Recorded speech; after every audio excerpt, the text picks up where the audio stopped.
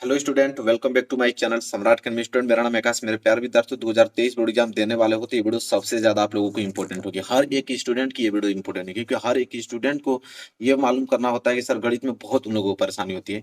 देखिए, आज की वीडियो में आप लोगों को रियलिटी बता रहा हूँ एक चीज की गणित में पास होने का सबसे खतरनाक ट्रिक यही है जो मैं आप लोगों की इस वीडियो में बताने वाला हूँ। मात्र ये 3 ट्रिक आप लोग लगाओगे, ठीक है, टीचर खुश होकर पूरे के पूरे नंबर देगा, कभी जिंदगी में आप लोगों को फेल नहीं करेगा।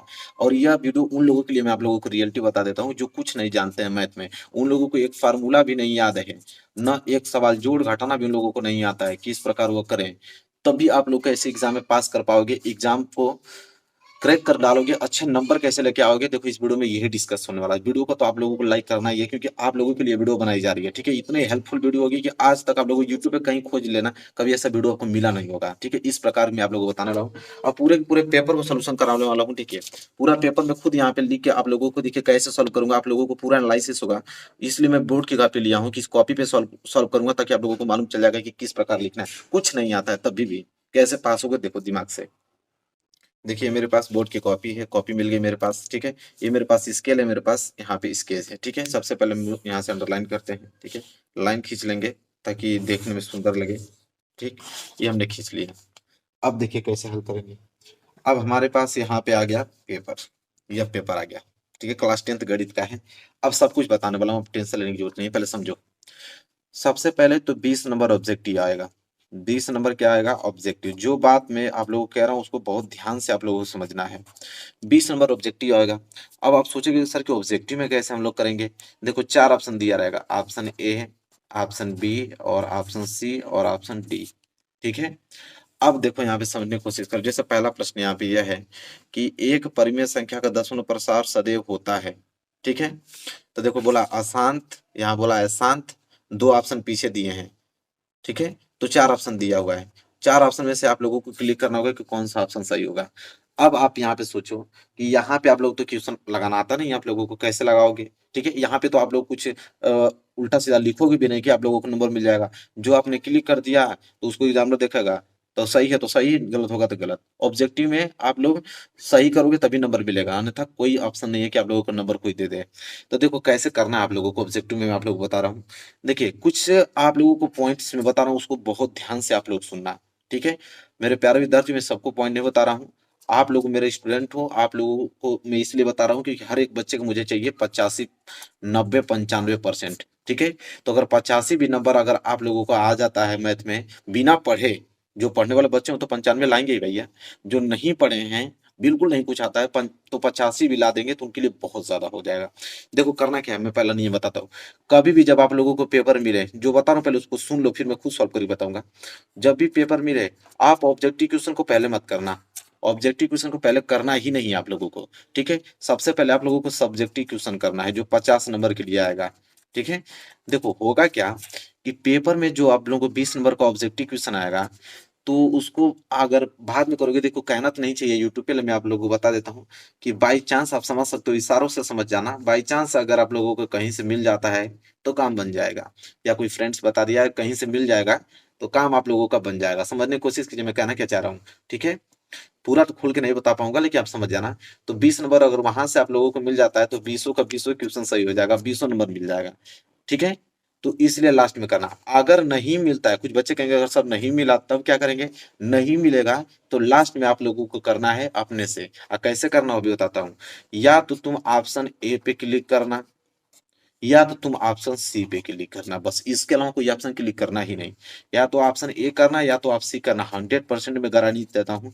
मैं पूरा का पूरा प्रश्न पेपर ही पढ़ डाला है, उसमें से 85% ऑप्शन आप लोगों के ए और सी मिले हैं, 85%। और पेपर में 100%, 85% में भी दावे के साथ कह सकता हूँ ए और सी ही अधिकतर सही होंगे। 20 क्वेश्चन है ना, तो 20 क्वेश्चन में से कम 15 या 13 क्वेश्चन ऐसे होंगे जिसका ऑप्शन ए और सी होगा, इतना लिखित बता रहा हूँ। तो आप हमेशा ऑप्शन ए और सी क्लिक करना। अगर आप क्लिक करके चले आते हो तो लिखित बता रहा हूँ कि 20 में से आपके 12-13 नंबर कहीं नहीं गए हैं बिना पढ़े हुए, बस ऑप्शन पे क्लिक कर दोगे तो ए और सी ही ऑप्शन क्लिक करना है। तो यहाँ से ऑब्जेक्टिव क्वेश्चन का काम बन गया। अगर वो वाला नियम लग जाता है जो हमने पहले बताया तो 20 में 20 नंबर मिल जाएगा। और फिर मैं आपको बता रहा हूँ कि पहले क्यों नहीं करना है। अरे, अगर कोई बंदा पहले कर देता है ओएमआर शीट पे, देखो समझने की कोशिश करो। पहले आपने इसको बी कर दिया, ठीक है। और बाद में कहीं से मालूम चला कि अरे यार क्वेश्चन पहले का तो सी है, तो भाई इसको नहीं ना कर पाओगे, इसको करोगे तो पूरा नंबर ही कट जाएगा। वो एमआरसी पे एक ही बार करना होता है।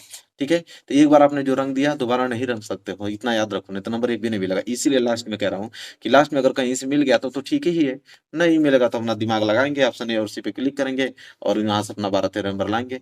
अब मिल गया तो 20 में 20 लेकर आएंगे। लेकिन पहले ही रंग दोगे तो एक भी नंबर मिलेगा नहीं, पूरा का पूरा नंबर खत्म। ये कहीं ओएमआर शीट दी जाएगी, ये नहीं कि तब खराब हो जाएगा तो आपको होगा कि सर ऐसा कि डबल ओएमआर शीट दीजिए, तो डबल कर दोगे तो बहुत मार मारेगा तुमको। ठीक है, तो ये काम करना है। तो 20 नंबर यहाँ से क्लियर हुआ कि नहीं, ये ऑब्जेक्टिव क्वेश्चन के लिए था। हटाओ। अब देखो यहाँ से मैं इसको हटाता हूँ, ये तो ऑब्जेक्टिव क्वेश्चन थे। सब्जेक्टिव क्वेश्चन में बढ़ता हूँ यहाँ से खंड ब पे। ये देखो अब यहाँ पे आ गया खंड ब। खंड ब कैसे सॉल्व करोगे उसके लिए मैं ट्रिक कुछ लेकर आया हूँ, इसी ट्रिक को आप लोगों को फॉलो करना है। देखिए वो ट्रिक जिसे देखकर टीचर नंबर देगा पूरा का पूरा, वो कौन सा ट्रिक ट्रिक है जिसे नंबर पूरा का पूरा मिलेगा आप लोगों को। टीचर क्या देखता है, देखो सबसे अगर पहला पॉइंट मैं आपको बात करूं तो स्टार्टिंग इज इम्पोर्टेंट। स्टार्टिंग सबसे ज्यादा इंपॉर्टेंट होगा कि आप क्वेश्चन को कैसे सॉल्व करते हो। तो सबसे पहले मान रखेगा कि स्टार्टिंग आप किस प्रकार करोगे, मैं अब खुद आपको बताऊंगा कि स्टार्टिंग कैसे करना है। ठीक है, फिर मैथ में स्टेप मार्किंग होती है। स्टेप मार्किंग मतलब जितना आप स्टेप बाय स्टेप लिखते हो उतना अच्छे नंबर आपको मिलने वाले हैं। ये नहीं कि 2 लाइन में कर दोगे आंसर तो नंबर नहीं, जितना स्टेप बढ़ा चढ़ाकर जितना अच्छे से लिखोगे उतने ही नंबर आपको अधिक दिए जाएंगे। सबसे ज्यादा इंपॉर्टेंट है कि प्रश्नानुसार, जैसे बोलता है कि प्रश्नानुसार, प्रश्न के अनुसार दिया है। ठीक है, चिन्ह का प्रयोग आपको करना है, ऑब्लिक का देखिए ऐसे समीकरण का चिन्ह लगाने के लिए इस तरह का प्रयोग करते हैं।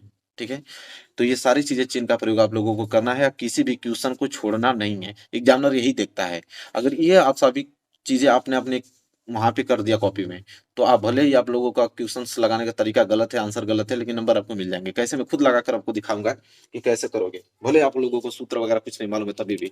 अब देखो क्या करना है, अब मैं इसको हटाता हूँ, ये ट्रिक सीख लो।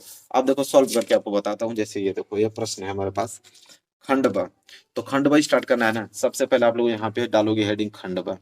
यहाँ मैं डाल देता हूँ, आराम से हेडिंग डालिए, कोई दिक्कत नहीं, पास हो जाओगे, मैं हूं ना आप लोगों के पास। ये हो जाएगा खंड ब। आपने खंड ब आपने हेडिंग डाल दिया, डाल दिया। चलिए यहाँ पे अब करना है आप लोगों को प्रश्न पहला करो, प्रश्न पहला का क।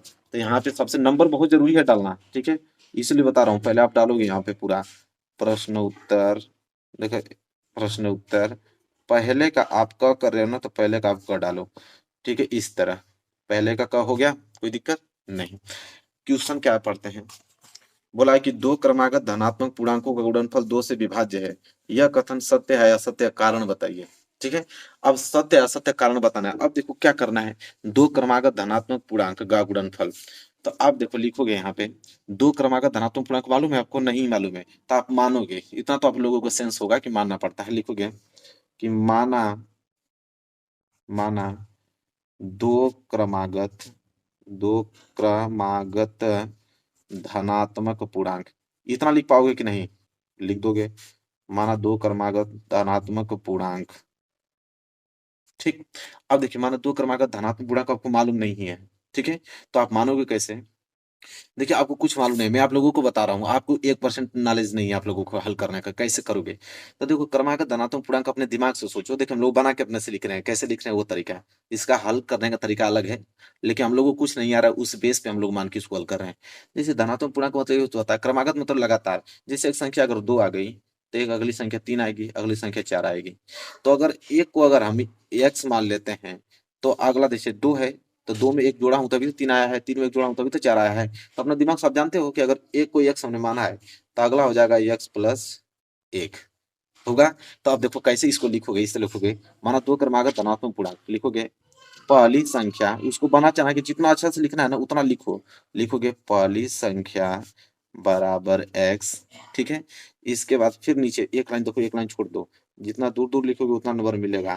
फिर लिखोगे कि दूसरी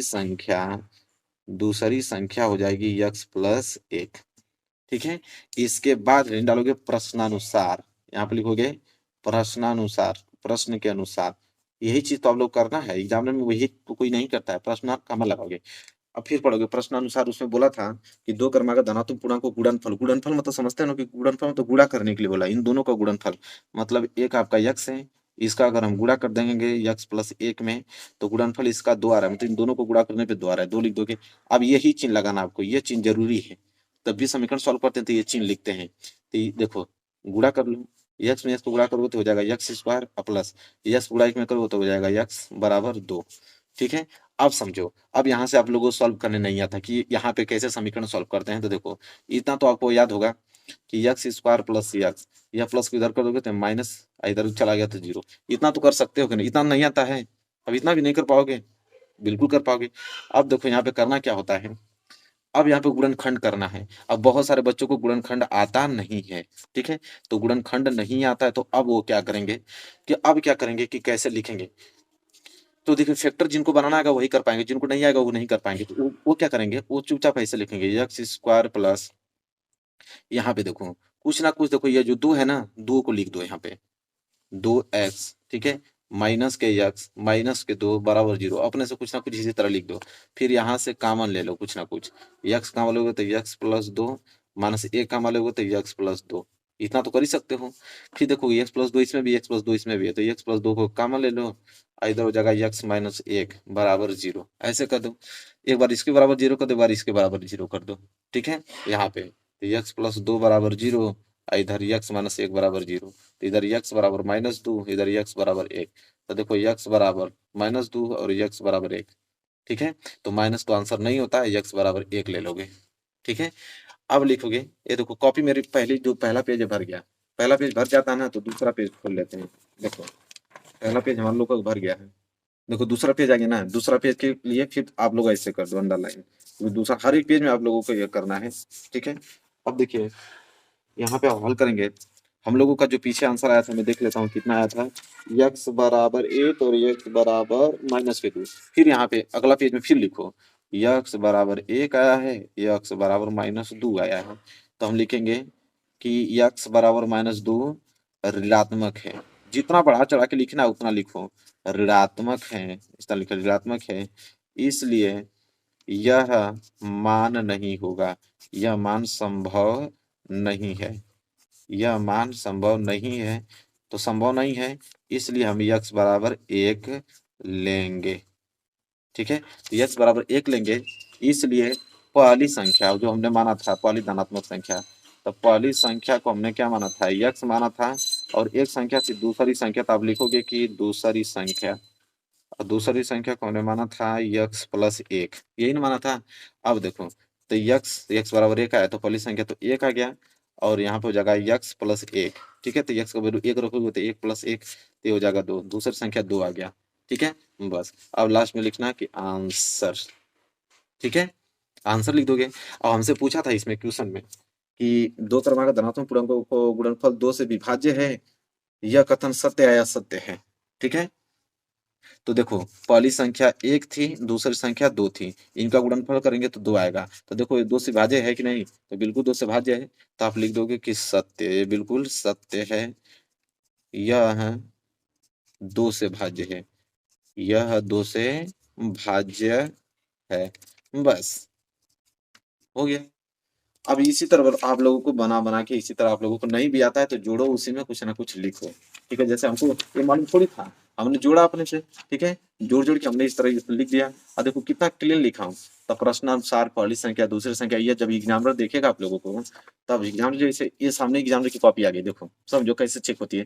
जब आएगी ना एग्जामिनर के सामने कॉपी, बस ये देखेगा पहली संख्या दूसरा प्रश्नानुसार, बस पूरा यहाँ पे जो 5 नंबर आएगा 5 नंबर दे देगा आप लोगों को। ठीक है, फिर यहाँ पे आ गया, यहाँ पे भी अगर आपने इस तरह उसी सवाल को लिखा है इस तरह, यहाँ पे इसको भी क्लिक करेगा 2 नंबर दे देगा। हालांकि एक ही क्वेश्चन है तो 5 नंबर एक ही बार देगा, लेकिन यहाँ दूसरा प्रश्न रहेगा तो इसको चेक करेगा तो देगा। देखो आपने कितना दूर दूर लिखा है, कितना फ्रेश, भले ही आपने बीच में कैलकुलेशन गलत किया है, वो मायने नहीं रखता है, बस वो मायने रखता है कि आपने कितना अच्छे से लिखा है, सजा कर लिखा है। ये देखो सबसे चिन्ह का प्रयोग बहुत जरूरी, देखिए चूंकि और इसलिए और प्रश्नानुसार, ठीक है, और दिया है, ये सारी चीजें बहुत ज्यादा जरूरी है। ठीक है, और एक चीज मैं आप लोगों को बता देता हूँ, ठीक है, जो सबसे ज्यादा इंपॉर्टेंट है, आप लोग करना क्या मैथ में, ये जो आप लोगों की कॉपी मिलती है, यहाँ पे आप लोग हर एक कॉपी पे रोल नंबर आप लोगों को लिखना है, रोल नंबर लिखते चलना हर एक यहाँ पे कॉपी पे। बस यही काम नियम अपनाना है, बस इसी को देख के नंबर एग्जाम में मिलता है। कोई भी सवाल आ जाएगा ना, नहीं भी आता है, बना कर लिखो अपने से, ये दिया है प्रश्न अनुसार, इसलिए चूंकि का प्रयोग करते रहो, गुणा भाग अपने में करते रहो, पूरे के पूरे नंबर मिल जाएंगे। आई होप आपको क्लियर हो गया होगा। तो वीडियो पसंद आए तो लाइक कीजिएगा, चैनल पर नए तो चैनल को सब्सक्राइब करके बेल आइकन को प्रेस कर लीजिएगा। मिलेंगे एक प्यारे से नेक्स्ट वीडियो में, तब तक के लिए धन्यवाद।